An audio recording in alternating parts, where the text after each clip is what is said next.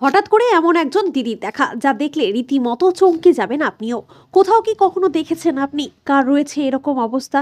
এই পৃথিবীতে বেঁচে থাকার চেয়েও মরণ ভালো কখনো ভাবে মানুষ। সরাসরি সেই চিত্রই দেখলে আপনারা বুঝতে পারবেন এটা কিরকম একটি রোগ। গ্রামের ভাষায় কেউ বা বলে আপ হয়েছে, কেউ বা বলে টিউমার।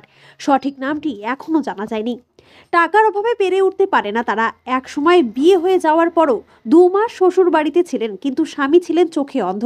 তাই সে আর পারেনি সেই সংসারে থাকতে, চলে আসে বাবার বাড়িতে।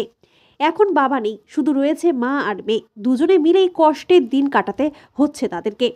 মা বৃদ্ধ হয়ে গেছে, তাই পারে না কারো বাড়িতে কাজ করতে। না সে নিজেও কাজ করতে পারে, কিন্তু অন্যের সাহায্য নিয়ে চালাতে হয় সংসার। দীর্ঘ 25 বছর কেটে যাচ্ছে এভাবে। কখন মিলবে রেহাই সে নিজেও বুঝতে পারে না। চোখের জল দিয়ে রাত কাটাতে হয় তাকে।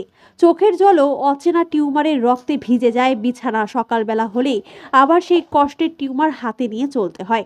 নিজের শরীরের পোশাক তাও আবার সেই মায়ের কাছ থেকে পরে নিতে হয় বা খুলে নিতে হয়। কিভাবে দিন কাটে তার?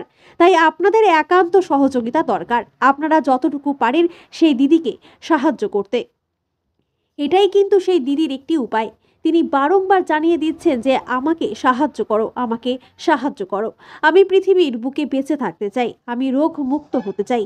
আপনাদের সাহায্যই আর সৃষ্টিকর্তার দয়ায় আমি পৃথিবীতে বেঁচে থাকতে পারবো আর কটা দিন। তো চলুন আমরা সরাসরি সেই দিদির কাছেই জেনে নেওয়ার চেষ্টা করব তিনি কি জানাচ্ছেন। আপনারা সঙ্গেই থাকবেন। দিদি, আপনার এরকম অবস্থা কতদিন ধরে? আমার যখন বয়স 5 বছর তখন থেকে শুরু হয়েছে। 5 বছর থেকে? হ্যাঁ। এখন বয়স কত রয়েছে? এখন 38। 38 বছর? হ্যাঁ। আচ্ছা, আপনাকে কি রকম লাগে? মানে ব্যথা, জ্বালা যন্ত্রণা? ব্যথা লাগে, ব্লাড বের হয়, ভালো করে শুইতে পারি না, বসে থাকতে পারি না। 4টা দিন 2 মুঠো খাবো, খাইতেও পারি না, খাবার সময় কষ্ট হয়। আচ্ছা, শুয়ে শুয়ে চিকিৎসা একদম করার না? না, না। মানে এখন কি চাচ্ছেন আপনি? আমি চাচ্ছি যদি কেউ যদি আমাকে এই জিনিসটা ভালো করে দিত, তাকে আমি অনেক গুরুদেব মনে করতাম। আচ্ছা, আপনার বাবা মা? মা আছে, বাবা নেই। নিজেই করে চলতে হয়, তাই তো? হ্যাঁ। আচ্ছা, আমরা কিন্তু সরাসরি কাকিমার কাছ থেকে জেনে নেওয়ার চেষ্টা করবো।